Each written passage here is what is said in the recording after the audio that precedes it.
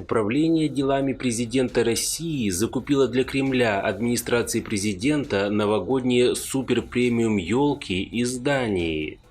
О каком импортозамещении постоянно говорит Путин, если даже вместо елки из сибирской тайги они покупают ее из крохотной Дании?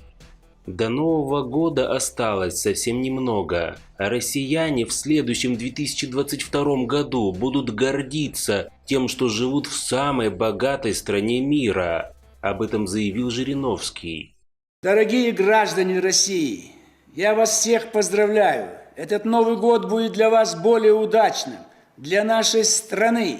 Мы можем взойти на политический Олимп, и внизу будет и Китай, и США. Такой шанс есть у нас, и об этом уже было сказано, что мы больше не потерпим, чтобы кто-то нас унижал, кто-то делал нам плохое. Впереди вершина, на которую мы вместе вскарабкаемся, и вы все будете гордиться тем, что живете в самой мощной в мире стране, в самой культурной, самой богатой, но чтобы богатство было и в ваших карманах, на счетах в ваших банках. Любите Россию, гордитесь Россией, и с Новым годом каждого из вас. Позвоните вашим одиноким родственникам, ко всем, кто сегодня в эти новогодние дни один остался дома, чтобы у них у всех было хорошее настроение. На улицу гулять, играть в снежки, кататься на санках. С Новым годом! Наша страна и весь наш великий народ. К слову, Владимир Жириновский еще тот мастер поздравлений. Вот так он поздравил 4-летнюю девочку Дашу с наступающим Новым годом. Мечтает об интерактивной игрушке. А вот внизу Москва 4 года. Даша, не рано ли тебе мечтать об интерактивной игрушке? У меня такой собачки не было даже просто, как плюшевая. У меня ничего не было, Дарья. Она будет тебя встречать. Ты будешь радоваться, видишь, язык тебе показывает. Видишь, она как бы с тобой играет, разговаривает, смотрит наверх. Видишь, какие хорошие игрушки? Уши какие вот такие, лопоухи говорят. Даша, ну это не все. Отдельно подарочек от ЛДПР. Мешочек береги. Подрастешь большая, оденешь красную шапочку, пойдешь в лес, найдешь бабушку свою, которую твои родители бросили, и она сейчас живет в лесу одна, в избушке, на курьих ножках. И ей гостиницу от нас принесешь. А в пустой пакетик насобираешь орешки, грибочки, шишки. И все это принесешь своим родителям в городскую квартиру и скажешь: родители, что вы такие подлые? Почему бабушка одна в лесу живет, плачет? Я ухожу от вас.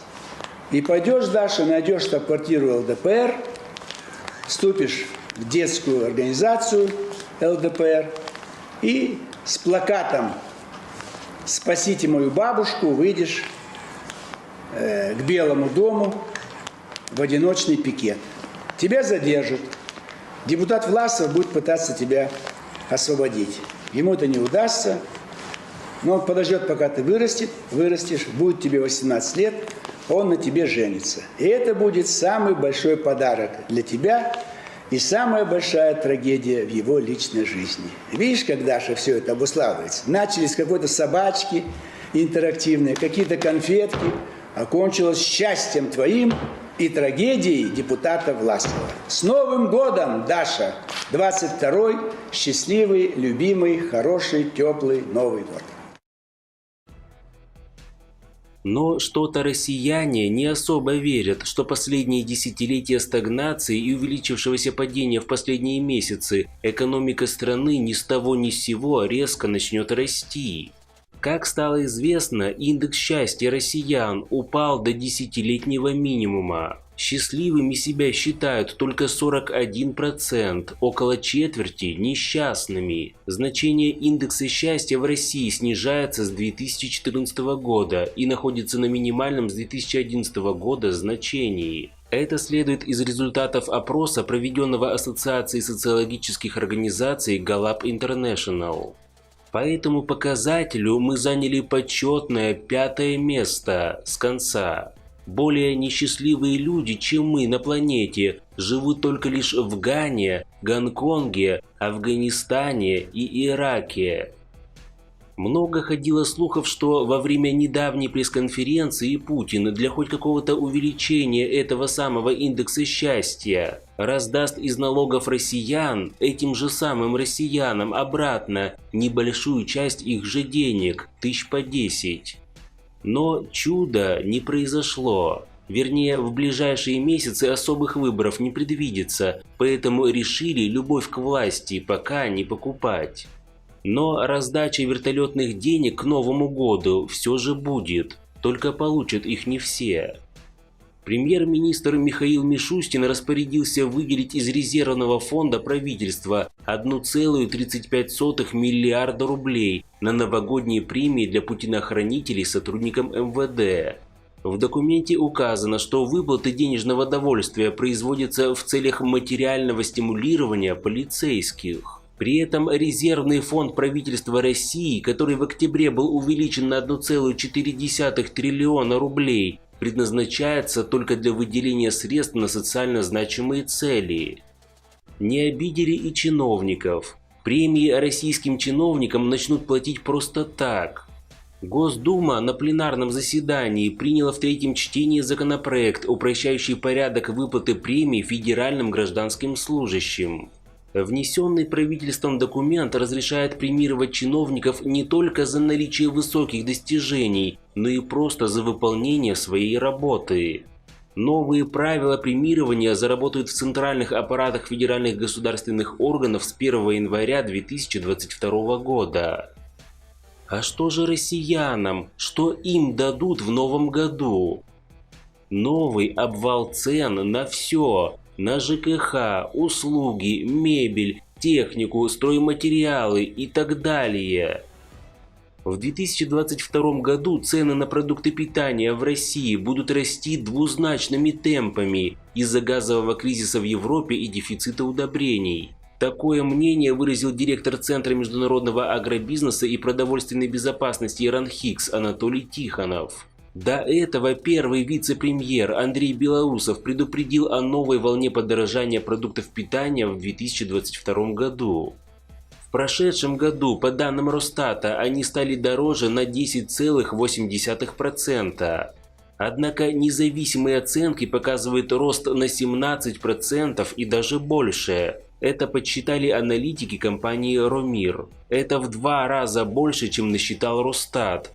При расчете Ромир не брал виртуальную корзину, как это делает Росстат, а взял чеки 15 миллионов покупок россиян и оценил настоящие цены. Данные Ромира полностью совпали с наблюдаемой инфляцией, которую оценивает Центробанк, опрашивая людей. Она составила 17,7% в декабре.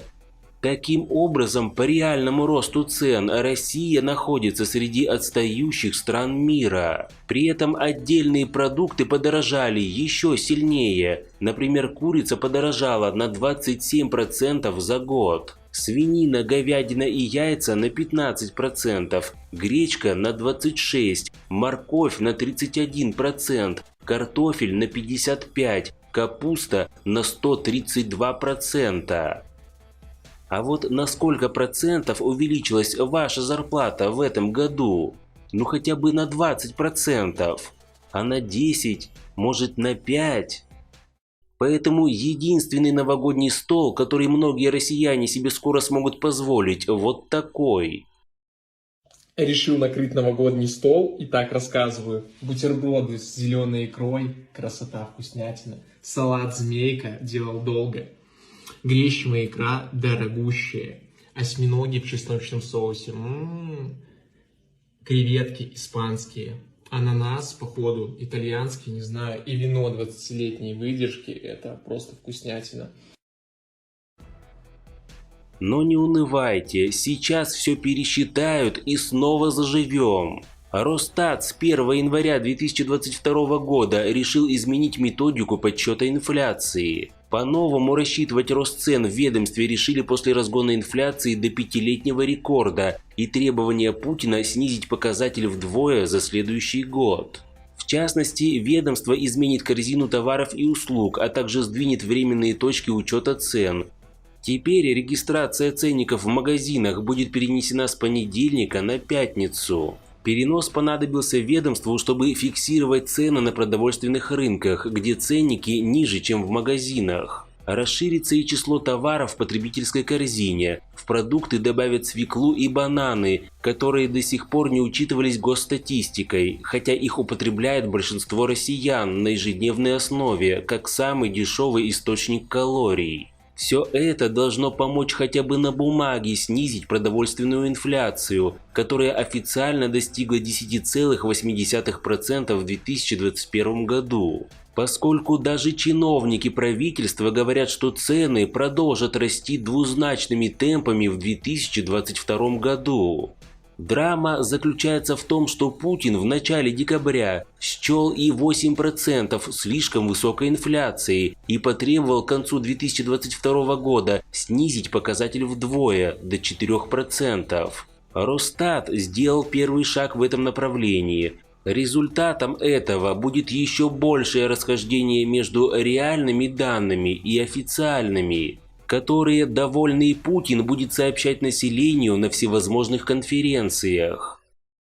Журналисты провели соцопрос, сколько денег россияне планируют потратить на новогодний стол.